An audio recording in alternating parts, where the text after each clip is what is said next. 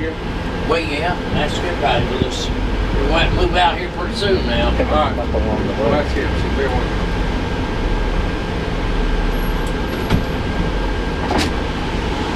Y'all want to go on tour? Yes.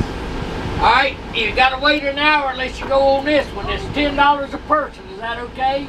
You pay when you get back. Okay. Thank you. I got another gentleman that's gonna do the same thing. Okay. Thank you. You're a sweetheart.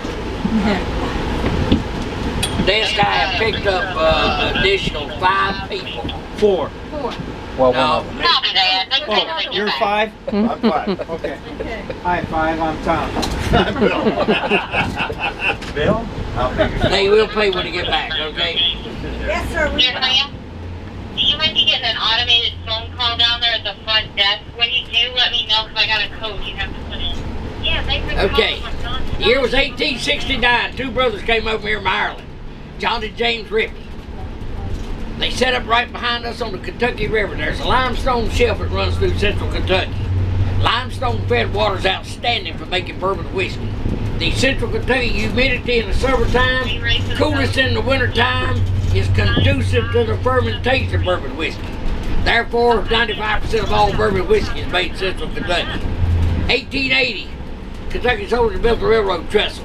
They didn't have to use paddle boats anymore to move the product. They came up here and purchased 685 acres. Warehouse H right here on your left, there's 23 warehouses exactly like that one on this property. Well, on 404 Roses and 6 at Camp Nelson, exactly like them.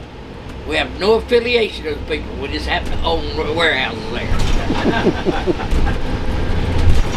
All 33 of those holds up to 20,000 barrels at a time. Last year, way back down here in the forest, over your right shoulder, we built another 50,000 barrels, twice the size of these. Same height, but twice as wide, twice as long. We built another one this year, 40,000 more barrels. Now the reason for that is you get ready to tour the world's largest bourbon distillery.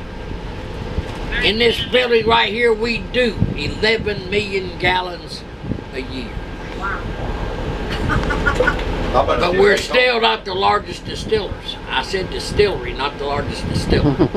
Jim Beam is. They do 13 million gallons to our 11 million. But we do ours all under one roof. Theirs is under 3 separate roofs. Makes us the world's largest. In order to make bourbon whiskey, call it bourbon, got to use a minimum of 51% corn or it cannot be called bourbon whiskey.